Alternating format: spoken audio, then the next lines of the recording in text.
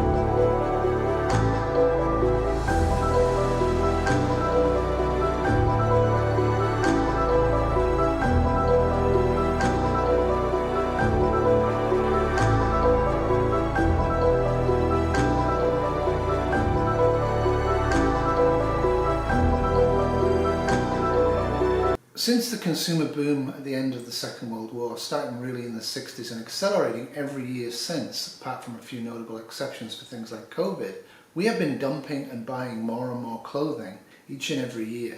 Those of us who are rich, and pretty much everybody watching this is rich, whether you know it or not. Now Markham won't allow textiles unless they've got grease on them into their waste stream, and they're claiming that all of the textiles are either given to poor people to make them have clothing and be good, even though the truth is they are sold so the extreme poor cannot get them, or that they're reused, that they're sorted out, and this would have to be manually, and this would have to be by hand, and we're talking billions of tons of clothing to be sorted by hand in North America alone, and used for car seats and things like this. Fairly sure that this might be true for a tiny fraction of these textile wastes.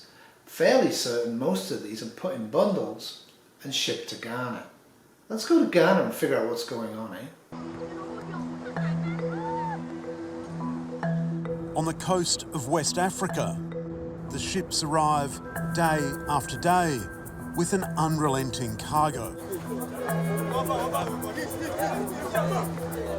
In Ghana, they call them obroni wawu, or the clothes of dead white men.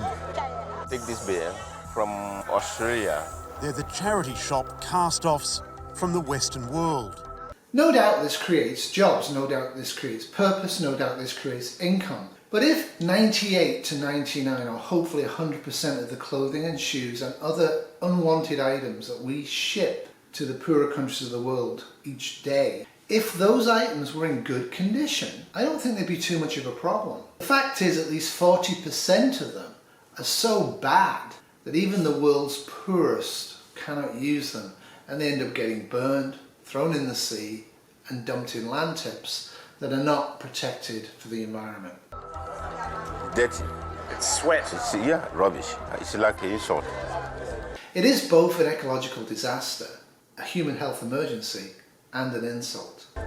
Too many of them arrive in unwearable condition, while the trade in used clothes has created thousands of jobs. It's also turning parts of Ghana into a toxic landfill. This place is serving as a dumping ground for textile waste in the name of second-hand clothing. The world's unwanted fashion ends its journey here. We call them tentacles. When they first wash up on sea, they're very long. It's creating an environmental catastrophe of unthinkable proportions.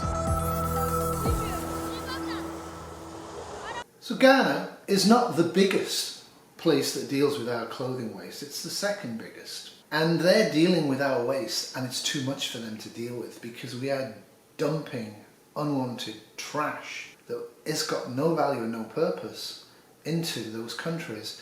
And they're taking it in the vague hopes that sorting through those bales they will find something that isn't ripped, stained or stinking that they can actually use to actually clothe themselves by selling it. The bale of clothing she's carrying weighs more than 50 kilograms. It's tough and dangerous work.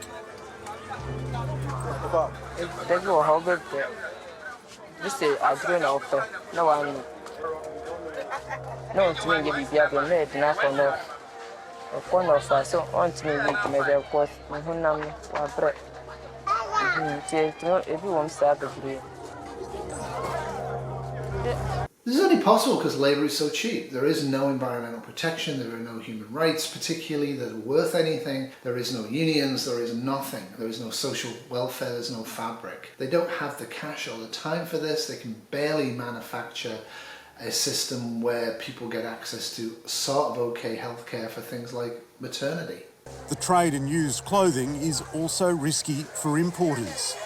They pay up front as much as $95,000 for a container, with no guarantee if the clothes inside it are any good.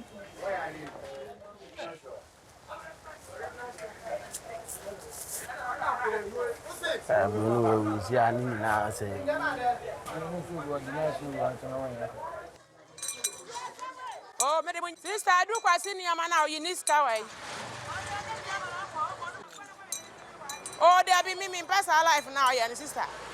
Me office, maybe I know be I say we could have made a macofania manama beton. Me in person, I don't know.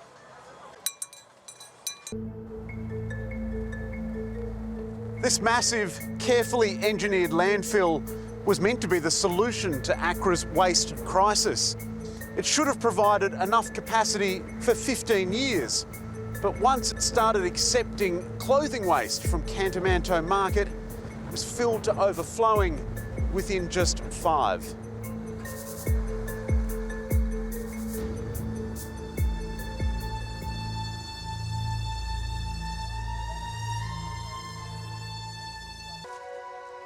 Yeah, it doesn't look like there's anything wrong with them at all.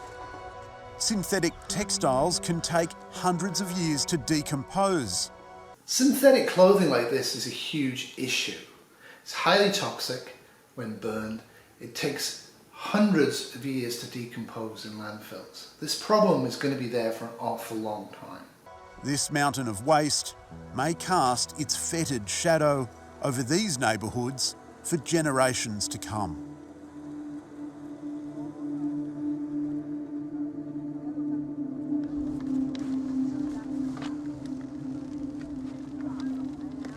I think, unfortunately, what happens is that the waste, they are blamed for the waste. The people of Old Fatima are not responsible for this problem. If you, like me, gave away bad clothing, bad shoes, you created this problem, as did I. But the fashion industry is set up in such a way that approximately 40% of all output, and most of the output is made by very cheap, exploited labour in poorer countries of the world, 40% of that output is never going to be sold, never going to be used. The reason? Well, when you walk in a store and you want to buy a t-shirt or a dress and you want it in your size and they don't have it in your size, you walk out of the store or you buy something else. So they make sure that all the sizes are there, even though they know some of the sizes will only sell a few. In other words, rather than take the risk that you might buy a competitor's t-shirt because they don't have XXXL in your size, they make so many of each size. They know most of them, 40% of them, will be ruined and thrown away. And that is an average. For some brands, it's higher. But they are forced to live with it. Then this waste ends up in places like this, where it's used to further disenfranchise people who are already living in poverty, to blame them for waste that they did not create.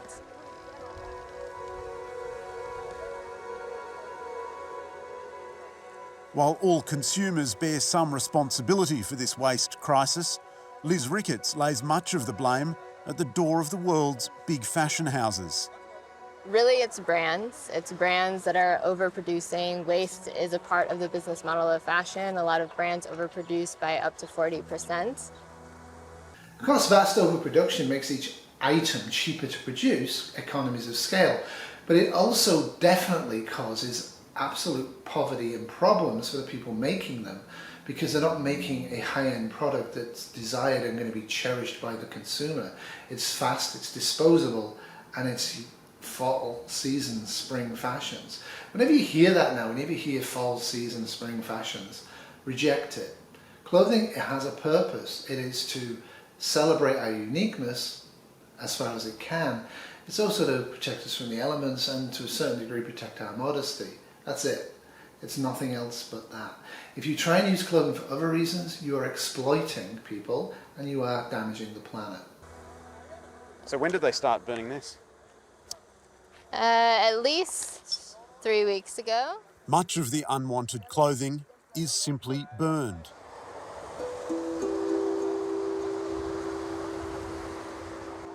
It's not unusual for Accra's sky to blacken with smoke for days at a time. So burning is practically the only option, and it happens accidentally and it happens deliberately, because what are they going to do with this tons and tons of junk they get every day?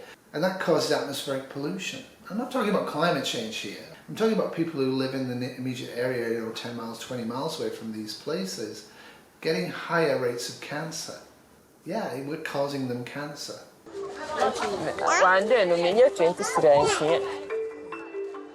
So perhaps it's for the West instead to think more carefully about the quality of what we donate. Were you even conscious of this? I know I wasn't particularly conscious of this at all. I did think that the charity stores would sort through the trash and would actually only exploit the decent clothing to send abroad and give it free to people in poorer countries. I didn't realise they pretty much sent everything abroad and sell it and make cash, and then those people over there have to sort through it and they have to actually deal with my waste. I had no idea. I'm very disturbed by this. I'm very disturbed by Markham saying that all of their textiles are reused. I really doubt that. I think what they mean is that they're all sold. And I think there's a different thing between having a product that's reused and a product that's been sold. So the waste is exported to the very people we're supposed to be, in our hearts and minds, helping. I'm not sure they've ever been conscious to ask where is the final destination of that thing they are discarding.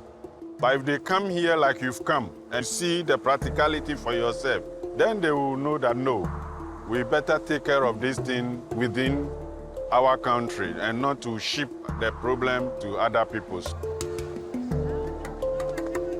So waste not, want not. Don't buy things you don't need. Don't throw things out that you can reuse. Don't throw things out without thinking. Where's it going? Is it going to go in a bin bag and my country and my taxes are going to deal with it? Or is it going to be exported and have pretty much no use or utility to the people that are going to then buy it? Obviously, if you have good quality clothing that's in decent shape and because of becoming fat or thin or dying, you might want to export that to Ghana, and that will create good, decent jobs there. But if you're just throwing away clothing that you don't want anymore because, like me, you've sold your house and you're moving, you really need to have a good hard think about the quality of the clothing you send to charity stores and to Markham and councils like that. Don't put anything into the recycling stream that is not recycling. If it's trashy, if it's ripped and shredded and covered in sweat and paint on it, put it in a bin bag and throw it out. Markham is lying when they say that all of their stuff is reused. There's no possible way that we could afford to have human beings, they would have to be human beings, physically hand sort every clothing item that's put into their bins. There's no chance of it. It's not possible. Think about it. I didn't think about it, but now I'm thinking about it. I realise, yeah, I've been sold something to make me feel good and to deal with our waste problem. by giving it to them. A civilization that proves incapable of solving the problems it creates is a decadent civilization. A civilization that chooses to close its eyes to its most crucial problems is a stricken civilization. A civilization that uses its principles for trickery and deceit is a dying civilization. Aim Césaire, Discourse on Colonialism.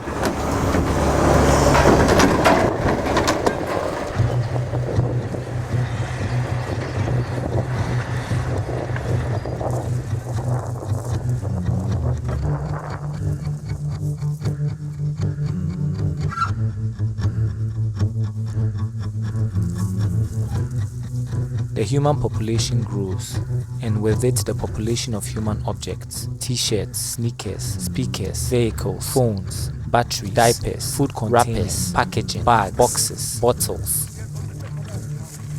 We have chosen to create this population of objects, believing that we can throw them away when we are done using them.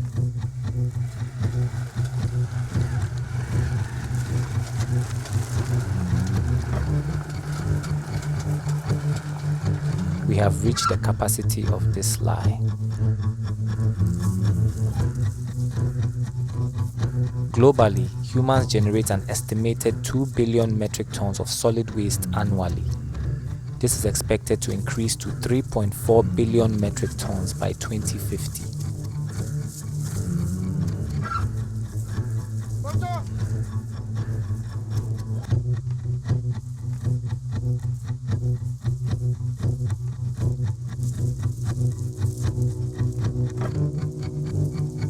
To date, there has been a direct correlation between income and waste generation. High-income countries are high-waste generation countries. Low-income countries are low-waste generation countries. We have tried to manage this waste stream by advancing landfill technology.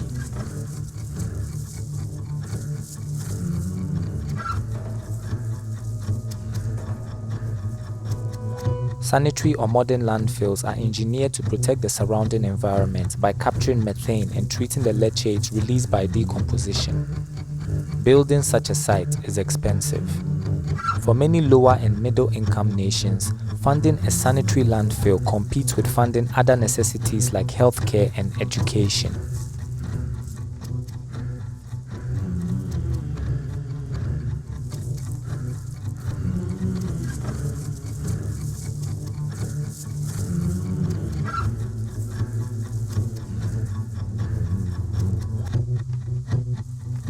Bone landfill is one of Ghana's few sanitary landfills, a vital site for local municipalities as well as the global waste management landscape. Castaway second-hand clothing originating in higher income nations accounts for roughly 20% of the planned capacity of Bone.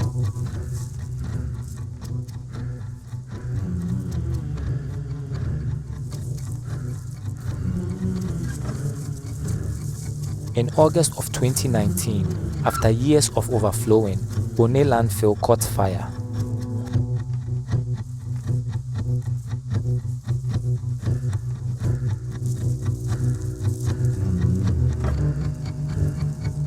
Engulfed in flames, the landfill released an unknown amount of contaminants into the surrounding environment while people continued to work. Globally, more than 15 million people work as informal waste pickers, as scavengers, as value sorters, recovering objects for reuse and recycling.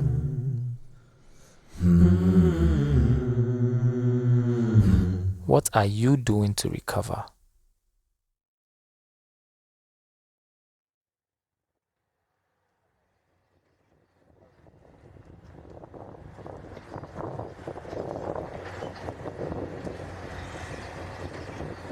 So what are we to do about this? Like I said, buy less clothing, buy clothing intentionally, try and buy clothing that hasn't exploited the workers, try to reuse the clothing and repair the clothing and re-dye the clothing yourself as much as you can. when you have to get rid of the clothing, have a good hard stare at each item, send the good quality items to charity stores, or even better, to second-hand stores in your own community that can then resell it and give you a little bit of cash for it, because money is always a useful thing to have. And if it really isn't good quality, don't fool yourself into thinking that the charity stores and Markham Council are going to treat that stuff with respect and make car seats out of it. No, they're going to send it to Ghana. And Ghana has no use for this because it's trash. If it's trash, bin it and try and figure out ways of reducing how much stuff you have to trash. Well, that's it for me, and that's it from Biscuit and Wolfie Terrier.